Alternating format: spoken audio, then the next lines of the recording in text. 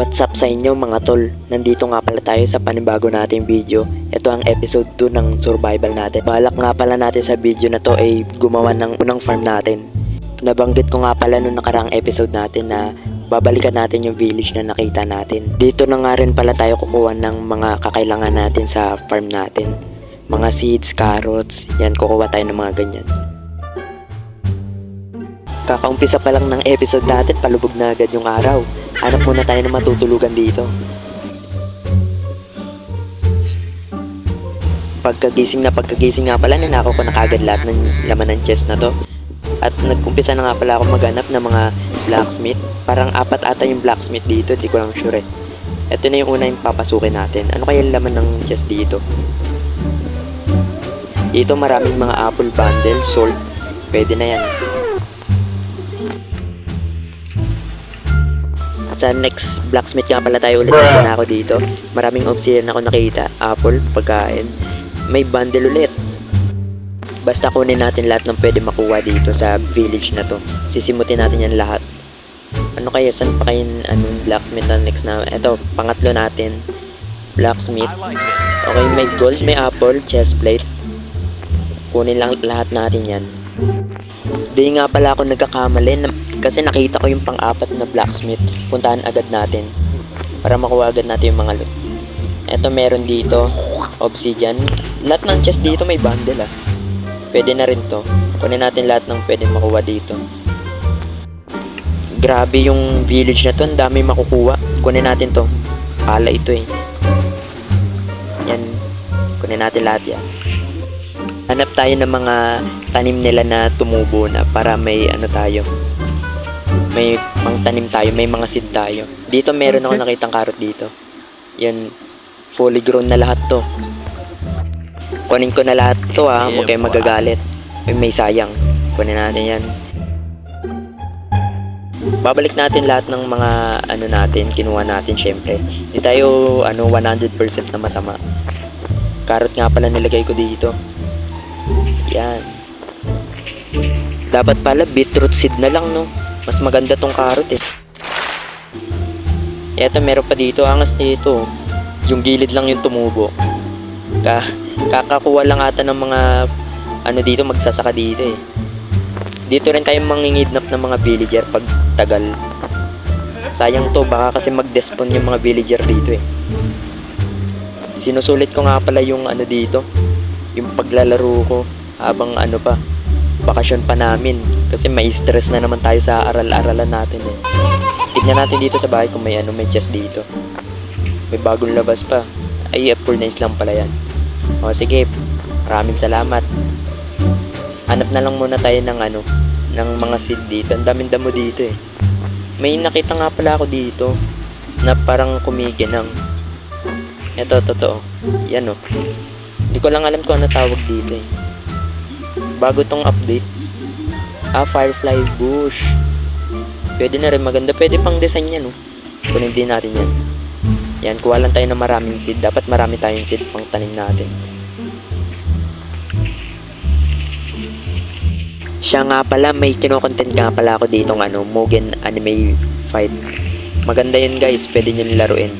Comment lang kayo kung gusto nyo ma-download. Kunin natin to sugarcane. Pang trade natin yan sa villager. Yan, damihan natin para marami tayong seed na makuha. Maraming seed, maraming mga palay. Ito, meron pang sugarcane dito. Yung Mugen nga pala guys, mga anime yun na pwede nyo paglabanin. Anwari, sila Frieza, sila Goku, sila Naruto, naka-Baryon mode. Pwede mo silang paglabanin. Maganda yun guys, nakakaaliw. Kunin natin to lahat ng mga pumpkin. 3 nga lang nakita ko dito. May napansin nga rin pala ako dito, napakarami mga tupa. Kunin natin to lahat. May bee pa. Yun, kunin natin to lahat para may pagkain din tayo. Lumusot ka pa talaga dyan ha. Balik na nga pala tayo sa base natin. Ito yung literal na mapapakawento ka ng tinatawid pa yung 2 bundok para lang makapunta sa bahay mo eh.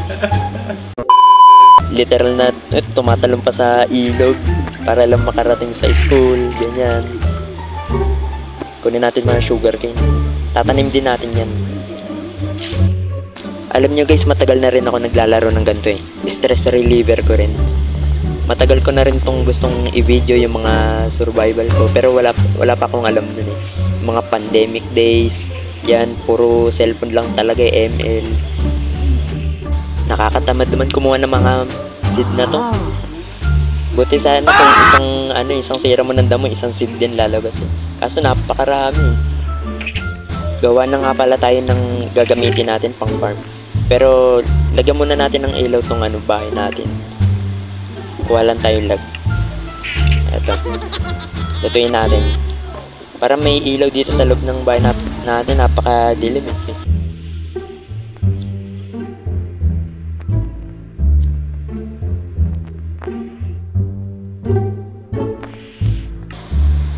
Gawa na tayo dito ng bucket natin.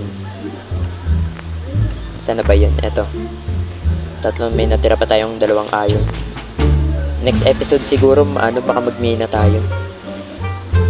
Explore natin yung mga malalalim na caves na yan. Ang dilim na. Yan, gawa na tayo ng torch dito. Para may liwanag dito sa loob. Baka may mag-spawn eh. May mag-spawn pa ata dito eh. Yan. Tulog na tayo. Bawal pa matulog. Ba yan? Shoutout nga pala sa mga kaklase ko dyan na nakasubscribe sa akin.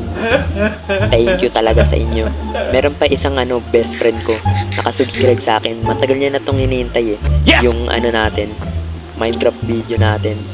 Nung una, di ako nag-voice reveal eh. Sinubukan ko muna yung 11 Labs na voice over. Para AI voice over. Para sa medyo nahiya pa ako nun eh. Gawa lang tayo ng mga gagamitin natin. Tapos, tara na agad.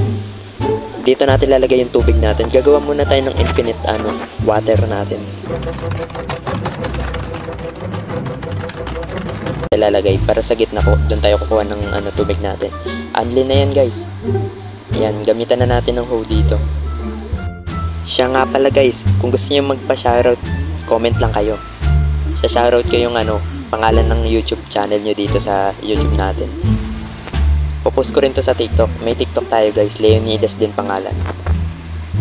Follow nyo guys. Gagawa nga rin pala tayo ng mga dito, mga sign. Yun nakalagay yung mga pangalan nyo. Pwedeng ilagay nyo yung pangalan nyo na sa YouTube channel nyo. Lalagay natin siya sa parang pader. Maglalagay tayo ng design dun. Tapos lalagay natin yung mga pangalan nyo dun. Comment nyo lang. Tapos sa next episode, gagawa tayo nun. Tapos lalagay natin yung mga pangalan nyo. Iisa-isahin natin yun i-shoutout. Pag malayo na yung narating ng mga videos natin, nandun yung mga pangalan nyo, di ba? Siguro dagdagan pa natin. May natira pa tayong mga seed eh. Kuha ulit tayo ng mga seed. A little longer than a few minutes later. Ano nga pala yung memorable na yun din yung makakalimutan talaga na memory sa high school nyo? Pwede nyong ikwento dyan sa comment section. Gagawa tayo dito ng ng book. Tapos isusulat natin yung mga kwento nyo. Tapos babasahin natin dito. Habang may ginagawa tayo dito, babasahin natin yung kwento nyo. Diba maangas? Parang Dear Ogie lang dati. Yung napapanood sa GMA. Babasahin natin yung kwento nyo. Kahit na yun nakakatawa, kahit basta hindi nyo makakalimutan talaga na memory nyo. Babasahin natin dito. Eto, magbibigay ako ng example. Dati nung namin, grade 11 senior high, namin, oras ng orgman namin. Tapos, napansin ng kaklase ko na hindi pantay yung buhok ko sa likod ng ulo ko. Tapos, ginawa, may blade yung kasama ko. Tapos, pinantay nila. Parang naging barbershop yung yung eskwela namin. Kasi, yun nagtuturo pa si ma'am nun. Hindi kami nakikita, partida, nasa harapan na kami. May nakakita sa amin, yung ilang babae, tas lalaki dun sa room. Kasi ginugupitan ako. Pagtapos, ang ganda ng kinalabasan. Nung humaba, mas lalo pang gumanda. Diba? Parang naging barbershop na yung room namin. Pero di napansin ni ma'am. Alam ko may may mas pa sa inyo. May mas memorable pa sa inyo na na pangyayari sa high school nyo. Pwede nyong ikwento dyan sa baba, babasahin natin yan. Meron pa sana kung isang ikikwento sa inyo eh. Abangan nyo na lang sa next episode natin. Comment nyo na lang yung gusto nyong ipakwento sa atin, babasahin natin yan. Tapos yung mga pangalan nyo, huwag nyo kakalimutan na isa-shoutout natin yan. Yun lang para sa araw na to. Maan nyo ng like at subscribe button para sa mga content na katulad nito. Magkita na lang tayo sa susunod na episode. See ya! Babush!